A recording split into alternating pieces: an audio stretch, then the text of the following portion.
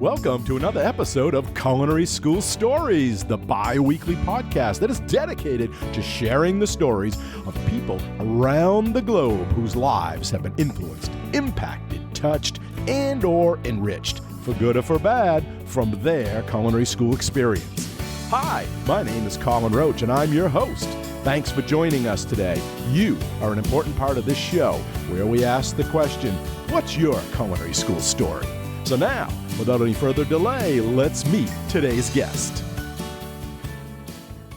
I'm so excited to be here with you all today. My guest today has a great story.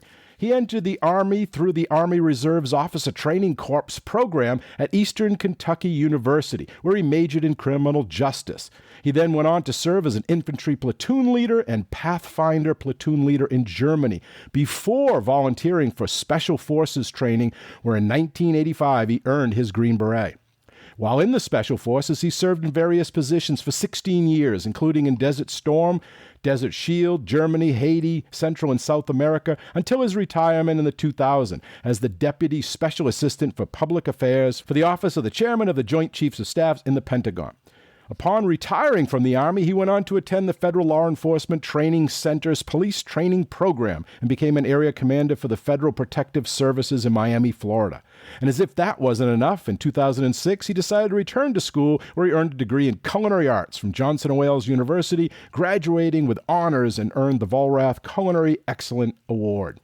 After a great culinary career, he now enjoys cooking as a private chef for his wife, 2 dogs, family members, and any hungry, wayward souls that happen in the southern Appalachian Mountains where he currently lives. Please welcome today's guest, retired Green Beret Lieutenant Colonel, good cook, Mr. Douglas Wisnioski. Hey, Chef. How are you? Good to be with you. How are you? I'm great. I couldn't be better. Good to be with you. Such a pleasure to have you on the show today, and I want to start out by saying welcome and thank you for coming on the show. Well, it's certainly great to be here, and it's really an honor, and I'm really excited about it. Awesome. Now, I'm going to start out with some easy questions for our listeners, for the audience that may not know. So and we'll kind of go there. You did go to Johnson & Wales University in North Miami. Is that correct? That is correct, Chef. So as a non-traditional student, you already had quite a career and, were older than some of the typical students. I want you to give us your perspective on that first day in school. What do you wish you had known before you started? What was it like going onto campus? Did you think you were going to fit in? Tell us about some of your thoughts on that area. Sure. Well, I wasn't too worried about fitting in. Certainly, I had those kinds of challenges throughout my life. However, I will tell you, I went in and picked up my uniforms, my knife kit, my books, and brought them all home. Spent the night starching my chef coat, and my pants, and spit shining in my shoes, and getting ready, make sure I was clean shaven, had a good haircut. And of course, because of my military background, I showed up 15 minutes early, like you're supposed to. And I walked into the first class, which was Chef Hensley, a giant of a guy and an older guy, older than me. And as soon as I walked in, he just looked at me and he gave me a look from head to toe, real slow. And then he looked back at me straight square in the eye and he said, "What service?" I said, "Army, Chef." And he said, He picked it right up. Oh, he did. He did. And we became very good friends over the 2 years that I was there. And he was a great mentor and just an incredible instructor. Awesome. So in addition to that, I think one of my other biggest challenges was the fact that I was almost 50 years old and I was going to school with 17 to 21-year-olds. Now, that in itself was a bit of a challenge, a complete generational gap for sure. But it all worked out. I think in the first couple of weeks of school, one of my fellow students yelled across the kitchen one day, "Hey," he said, "Hey, Dougie Fresh." And I said, "Dougie Fresh?" I said, No, you can call me Doug Nasty." And that name stuck for the next 2 years. Great. Before we go into culinary school and into the stories a little bit more, the culinary system, obviously, most people know, is, kind of structured after the brigade system, which is kind of like the military. So with your unique perspective of having that military background, do you see similarities between it? Was it similar? Was it no? It's not even close? No, it was absolutely spot on. There's definitely a chain of command. From executive chef all the way through the sous chef and all the way down to the garde manger. I mean, everybody has their role to play as part of a team, and there's a mission to accomplish, and there's certain ways to do things, and there's certain ways not to do things. And I think it's just an awesome system. I fit right into it. I mean, that's what I've done for, the majority of my life. So that was nothing new for me. I think it was pretty new for a lot of the younger students, though. They didn't quite sometimes understand because, of course, that while we were there, in each culinary class, in each lab that we had, there was a chef of the day. And that chef of the day was expected to run the entire kitchen. So some of them learned some very hard lessons about how to become that, that leader, that chef that's in charge of the entire kitchen. Yeah, good points. I've never been in the military myself, but I do know, like, we did lineups, with the students to check uniforms, to go through that. And my impression is that's kind of the same way, at least boot camp, I would guess. Is that true? Yep, it certainly is. And then throughout your career in the military, for sure. I remember those lineups very well. And I remember there were times when students came in either unshaven or their shoes weren't shined, and they were sent back to their dorm room to get things squared away before they were allowed to come back into the lab. In fact, in our dining room class with Chef Marcella, I had to teach some of the students how to shine their shoes. They had no clue how to put kiwi on black leather and make it shine. So we had to do that. Yeah. Gave a quick lesson in discipline and professionalism and all the other things culinary schools, try to reach out and touch and teach the student. Well, I think, Chef, what's important is that if you're an executive chef, you've spent a lot of time trying to figure out your menu, exactly how you want it. And there has to be that discipline to execute your vision of what you want to put on a plate. And culinary school for sure teaches you that discipline, it absolutely has to be there. We can't have, the lone wolf going off and, plating the way that they think it should be done. It's got to be done exactly the way the executive chef wants it.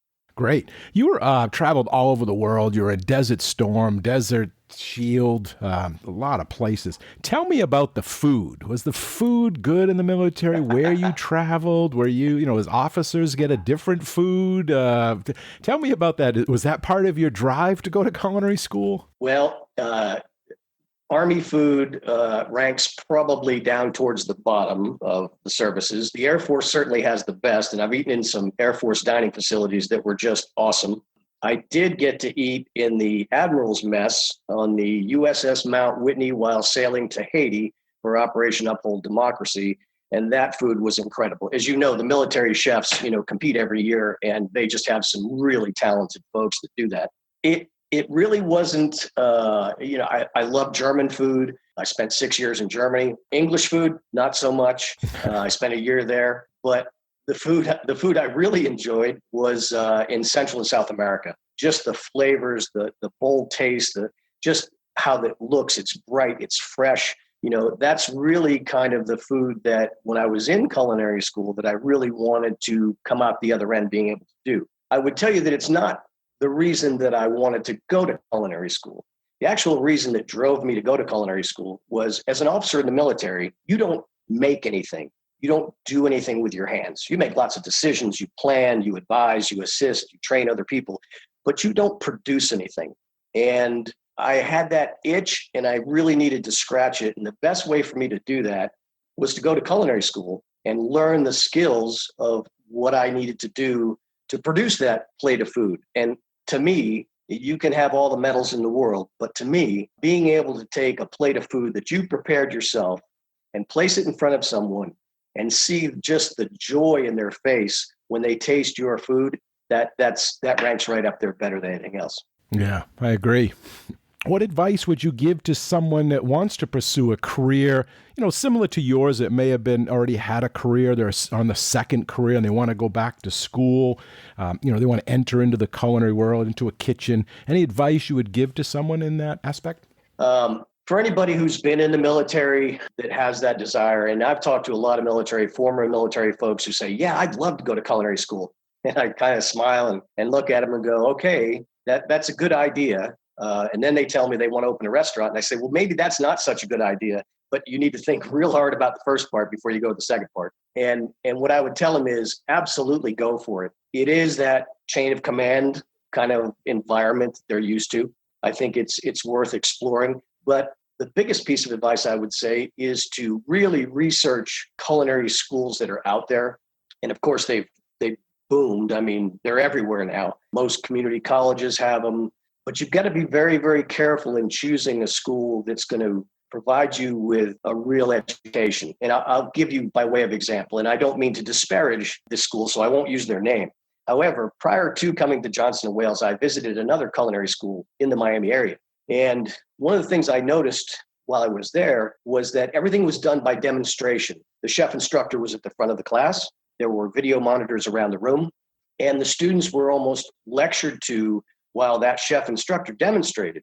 There was very, very little hands-on. And in fact, the chef instructor or the director of culinary instruction or education at this school was a Johnson & Wales graduate. And I asked him, I said, so let me ask you a question, chef. Why should I go to your school as compared to Johnson & Wales? And he said, if I were you, I'd go to Johnson & Wales. And the big difference was at Johnson & Wales is that you're hands-on every day. When you're doing your culinary labs, you show up for me, it was 7:00 in the morning. I'd be there at 6:30. You do your lineup, you do your inspection, you're into class for maybe an hour of lecture, but then it's hands-on.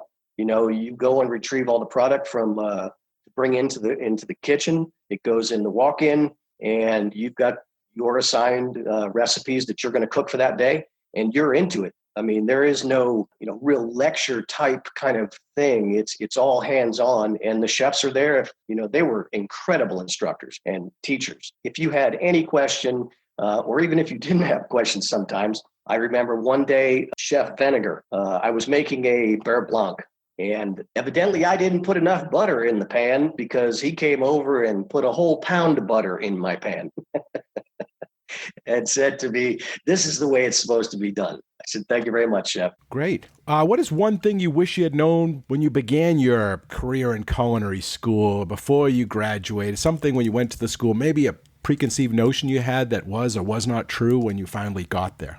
Yeah, that's a really good question. I think, let me try and say this in a tactful way. I didn't expect to come out the other end as the next Emeril Lagasse or Bobby Flay or anybody like that. I mean, I knew that there was going to be a hill to climb to get to where I wanted to go. But to tell you the truth, I really wasn't even sure where I was going to end up and what I was going to do with it. So I think that was a bit of a challenge. I think sometimes some of my fellow students came in and they had that expectation that they were going to leave culinary school and step into an executive chef job. And we know that that's probably not going to happen. Fortunately for me, I did become an executive chef straight out of the gate. Now, while I was in school, certainly I worked in different catering companies. I worked in different restaurants around Miami. I cooked for a family in Coral Gables as a private chef. So I did a number of things trying to figure out where I fit and where I should be going and how I should be doing things. The executive chef story is a different one. If you'd like to go into that, I can do it now, or we can talk about it later. Yeah, tell me what you did when you got out of culinary school. How did it work for you? Where did you start? And then how did you get to that executive chef position? Well, while I was in school at Johnson & Wales, for the most part, I lived on my 37-foot sailboat in Key Biscayne, or in right off of Biscayne Boulevard in a marina. And so it was almost time to do my internship, which I did a lot of research on and ended up going to Little Palm Island down in the Keys, which at the time was a very, very highly rated resort and restaurant by Condé Nast Traveler. Did you pick that place not because it was, a 4-star, 5-star perfect, but because you could bring your boat? Well, that was a dual reason, but the real reason I wanted to go was that the executive chef was Peruvian, and his style of cuisine was modern tropical. And that's really what I wanted to get into. However, at Little Palm Island, to get to work, you have to ride a 1950s wooden ferry boat out to Little Palm Island to go to work. So the first day, I was waiting there for the boat, and the executive chef walked up, and we're riding on the boat, and he said, so how good are you with breakfast?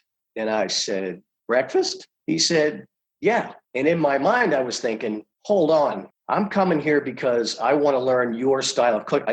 I can cook breakfast for sure. Wow. I'm coming here because I want to learn your style of cooking. I want to be cooking entrees, or at least watching people cook entrees. breakfast? Yeah, okay, but I'd like to slide over and do this other stuff. Well, long story short, he paired me up with his breakfast chef, who was a great Cuban line cook who didn't speak any English. And after the third day of being there, he quit, which left me as an intern to be the breakfast chef for Little Palm Island. I can tell you that that was a serious hill to climb. It really was. Not only did I do breakfast, but then I had to do the family meal for all the employees that worked on the island. In addition to that, I had to prep everything for lunch and do lunch. So I was breakfast and lunch guy, and my hair was on fire. I soon learned the term in the weeds, and I used to have nightmares of the ticket machine. Yeah, you hope it runs out of paper at some point. Oh my God. Well, I have to tell you, we ran into a little difficulty, a difference of opinion between the sous chef and myself. This Peruvian lady was the sous chef. The executive sous chef was her boyfriend, and she and I did not get along. And it got ugly. She started questioning a lot of things about me, including my ability to speak English, because she had given me an order. I didn't understand the order that she wanted. We were making a churrasco steak, which was marinated flank steak or skirt steak. And when she said to me, I need a churrasco steak with garlic and oil, I said, well, chef, would you like this with the churrasco marinade, or do you want me to get a separate piece of skirt steak and use garlic and oil to cook it? And she said to me, what's the matter? Don't you speak English? In a very thick Peruvian accent. It didn't go well from there. I went into the walk-in, I grabbed a 40-pound pack of skirt steak. I came out and slammed it on my table, which hit a spoon, which happened to be on my station, which I did not know was there, which flew across the room and stuck into the wall. Wow. So at that point, I just packed up my knife kit and headed to the ferry and got back there and called Johnson & Wales, called Melanie down there in the student office handling internships, and said, you need to find me a new one. And thank God she did. And I ended up at Tallulah, a restaurant in Miami Beach, owned and operated by Chef Andrea Curto Randazzo, who was also a top chef candidate on the TV show. Fantastic, great teacher, incredible chef. And I had the time of my life. Spent a month there, and then it was towards graduation. Cool. So after graduation, I just like to back up. So while I was at Little Palm Island, I received an offer for a job from Aramark to be the executive chef, Florida International University, FIU, to be their executive chef. And so they sent me an email and said, hey, we'd like you to come. Here's a list of things that we want you to cook. We want you to cook an appetizer, a soup, an entree, and a dessert. And you can use anything in the walk-in. I said, great. So I'll be there. So I took a few days off from my internship at Little Palm Island. I went there and I decided to make a tostone with a black bean and chorizo salsa with a little cilantro sour cream on top. Serve that on banana leaves. For the main course, the entree, I did sea bass with asparagus risotto and some honey and lime marinated ginger carrots, I think is what I did. And for dessert, I did a key lime pie. Classic. Great. So it was time to serve. So I would bring in each course and explain what I had prepared for them. And I would stand back and watch them. And chef, I have to tell you, this was probably the best culinary experience I ever had. I was watching them and they were talking amongst themselves, smiling and eating the food and just devouring it. And I thought, okay. So I get about halfway through and I'm delivering the entree, and the hiring manager who was there said to me, Doug, I have to ask you a question. He said, listen, we know your military background and all that other kind of stuff, but where did you learn to cook like this? Did you learn this on your own, or did you learn this in culinary school? I said, well, chef, here's the way it works. Back in my military days in the special forces, when we would go to a foreign country, we would do basically an immersion program in that country. We would learn the language, cultures, the food, everything about that country. And basically for the past 2 years, I had done a culinary immersion because all I did was eat, sleep, drink, do everything food, which is, I think, really what's required. If you ever want to be a success coming into culinary school and coming out of culinary school, you have to totally immerse yourself into it. You can't be focused on anything else. From the time you get up in the morning until you go to bed, everything should be totally dedicated to the focus on food. So I thought, great, looks like I'm going to get this job. Well, guess what? The next day, the hiring manager quit. and Aramark didn't know what to do. So they called me up and said, Doug, we've got another position for you.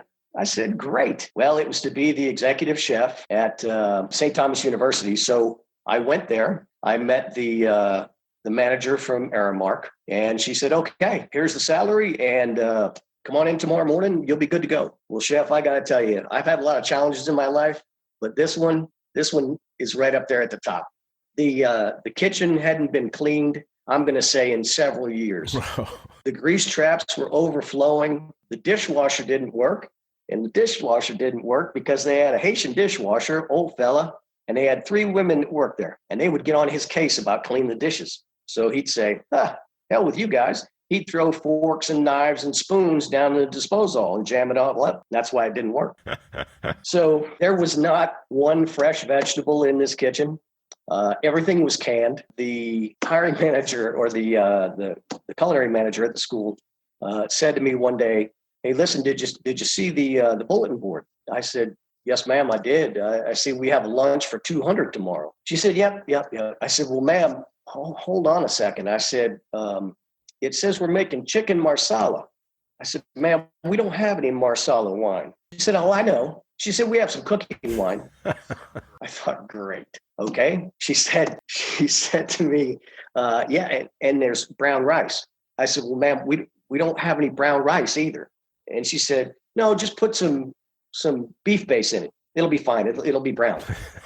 And I thought, oh my God. Okay, this is for 200 people, which happened to be a luncheon for the Archdiocese of Miami, where the bishop was going to be there. And now you know why the guy quit. I do. And actually, I should have known right from the beginning, because he was a little skinny guy. And he told me that he weighed 350 pounds when he started the job. So how did you pull it off?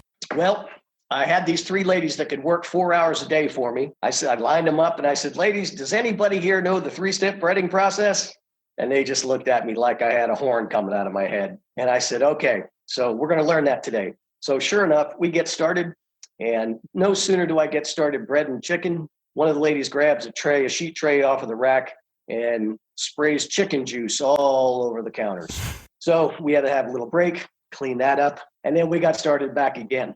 So we had to take everything, put it in hot boxes, of course, and get it to the dining room, which was about probably a quarter mile away.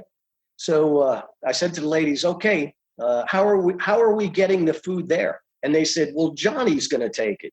And I thought, okay, I don't know who Johnny is, but if that's what you guys have done in the past, great. So I go to the dining room, and people are coming in, and they're sitting down. One lady comes up to me and she says, excuse me, chef. I said, yes, ma'am. How can I help you? She said, well, the water tastes like coffee. I thought, well, looky there. Somebody used the wrong coolers to put water and coffee in. That's all right. Okay, we'll fix that. Easy day. But now there's no food, chef. There's nothing showing up. So I asked one of the ladies, I said, where's Johnny? They said, we don't know. I said, okay, I'll be right back. So I went on my search for Johnny. Johnny was a special needs student, and I had never met him before. And Johnny was in charge of bringing my food to this lunch.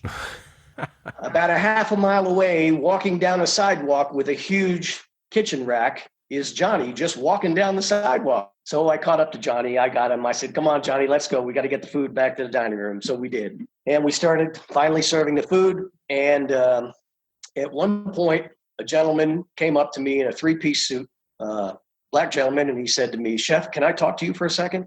And I thought, oh boy, here we go. This is going to be the end of it. So he took me aside. He said, chef, can I talk to you? I said, yes, sir. What can I do for you? What's the problem? He said, oh, there's no problem. Now, mind you, this is for the Archdiocese, the Catholic Church at St. Thomas University. He looks at me and he says, this is the best goddamn chicken we've had in 2 years.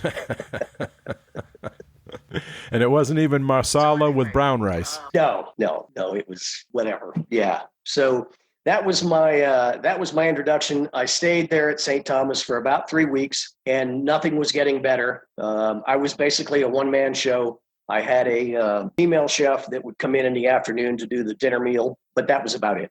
And at that point, I said, well, this isn't working out so good. And luckily, by the grace of God, Johnson & Wales had a position that was open in the career counseling office. And so I ended up going back to Johnson & Wales and went to work there for, I guess, about 18 months. I got to be an adjunct professor teaching career skills, interviewing techniques, all that kind of stuff. So that was very, very enjoyable. Plus, I was still connected to the school. There were opportunities to engage in the dinners that would go on, and I could go in the kitchen and cook and do that kind of stuff. And that all went really well until my former sergeant major from the 3rd Special Forces Group and my best friend called me up one day and made me an offer I couldn't refuse. He said, I have a position for you up here at Camp Lejeune, North Carolina, to teach the Coast Guard counter-terrorism techniques, advanced marksmanship, close quarter battle. And yeah, he made me an offer I couldn't refuse. So I went home and talked to my wife and said, we're going to move to North Carolina. So it was kind of bittersweet. I still certainly enjoy cooking all the time. I love it. I still read about it. I still spend the majority of my time researching food and recipes and new techniques and try and stay in the game. Are you not in North Carolina now, though, living? No. We're in the mountains of northeast Tennessee in the Appalachians. We're at 3,500 feet in a log cabin on 24 acres of land. What brought you there? Not a job, not the sailboat. No, I worked for the Coast Guard on a contract with them for 8.5 years, and the contract was changing over. I had spent my time there. I'd done everything I could do. So I pretty much decided to take a break for a while. And we had been looking at properties out here for a few years, and we stumbled on this place. Again, a deal we couldn't refuse. So as a non-traditional student, did you find the chef instructors that you had, were they tough? Were they difficult? Tell me a little bit about your impression of the different chefs that you had. Sure. I think every one of them that I had as an instructor was totally dedicated to making sure that I succeeded. They were tough, but they're in a tough business. And all of the instructors that we had at Johnson Wales, their resumes were incredible. Chef Veninger he'd been a chef in Miami at one of the largest, most well-known hotels on Miami Beach for 20, 25 years. I mean, that's the level of experience you had that were providing you with their knowledge. They were incredible. They were absolutely professional to a fault. And they made sure that they challenged you. And, I think I wrote down there somewhere about my first graded plate, which was with... Yeah, tell us about that. Which was with Chef Bryant, God rest his soul. The meal that I had to prepare, I think, was a breaded flounder. I had some sort of sauce, a vegetable and a starch. I can't remember. I think it was some rice. And this was my first plate. So I thought, boy, I'm really going to do good at this.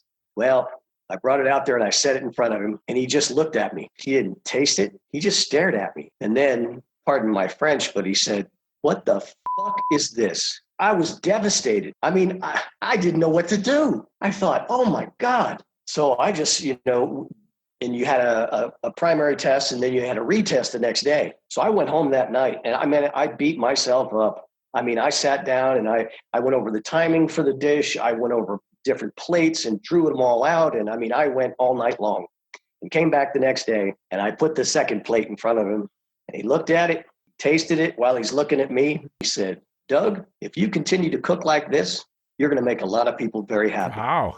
Well, at that moment, that was all the validation I needed. I mean, I was on my way. And then he looked at me and he said, "But I really am disappointed in you." I said, "What now, chef?" He said, "You only got a 98 on your written exam." What was your best class? What was your worst class? I think storeroom was my worst class. And it probably should have been one of my best, but it was my first class. It certainly wasn't Chef Hensley's fault. It was all me because I was trying to navigate my way through the first days of culinary school. It was incredibly detail-oriented. There were a lot of things coming at you because it was techniques. It was learning about storage of food, how to take care of food. And the written exam was, we had to name on a piece of paper, I think, 200 food items. I mean, I'm talking adzuki beans. I had no idea what an adzuki bean was, okay? And, they're laid out on tables, and you have to walk around with your piece of paper to try and figure out what all. Luckily, because I was old as I was and because I traveled around a lot, I did pretty well in the test, but boy, that was a challenge for sure. I think probably my best class that I enjoyed. Now, you'll get mad if I say it wasn't you. No. No, I think my best was French cuisine. I really enjoyed that. That was because in essence, that is where it all comes from. That's where all of the classic techniques come from. And I wish I could have had another 2 weeks or a month, in that lab. It was terrific. So would you do it all again?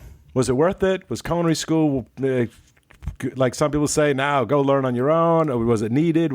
Tell me your thoughts. And now looking back with perspective and reflection, tell me about it. I would absolutely do it again. It was a lot of hard work, but I think that the joy, again, like I told you earlier, my ability to put a plate of food together and place it in front of someone, and watch their enjoyment, their excitement about it, just fills a spot in me that I don't know, very little else does. An incredible experience. Yeah, it's going to be a challenge. It's going to be a lot of work, but I think the real thing, as you said, well, should I go to school or should I learn it on my own? I think the real difference is that in culinary school, you are going to learn the classic techniques, exactly how to do them, and you're going to do them over and over and over and over again until you get it right.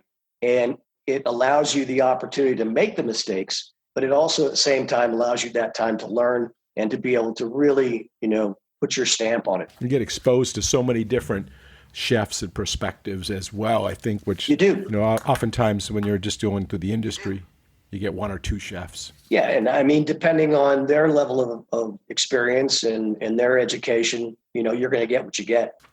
Well, great. Well, this has been awesome. This is really good. And I want to thank you for being on the show and sharing your knowledge with the listeners out there and giving them a little taste of, your perspective of what culinary school is and telling us, what your thoughts are on it. Well, Chef, I really appreciate the opportunity. It's been great to see you again. Hopefully it's not another 12 years before we get together, but great to see you, and thanks for the opportunity. Well, thank you. And a big thanks and appreciation also goes out to all of you, the listeners. We hope you enjoy the show and this episode.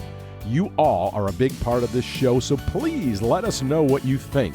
Your comments are always welcome, and they help us in making the best show possible. You can email them to culinaryschoolstories@gmail.com. That's culinaryschoolstories@gmail.com. Or even leave us a voicemail at area code 207-835-1275. That's area code 207-835-1275. And if you like the show, we have a big ask of all of you, and that is to share the podcast with everyone you know and to give us a positive rating and review on Apple Podcasts. Okay, until our next Culinary School story, take care and be well. Bye-bye.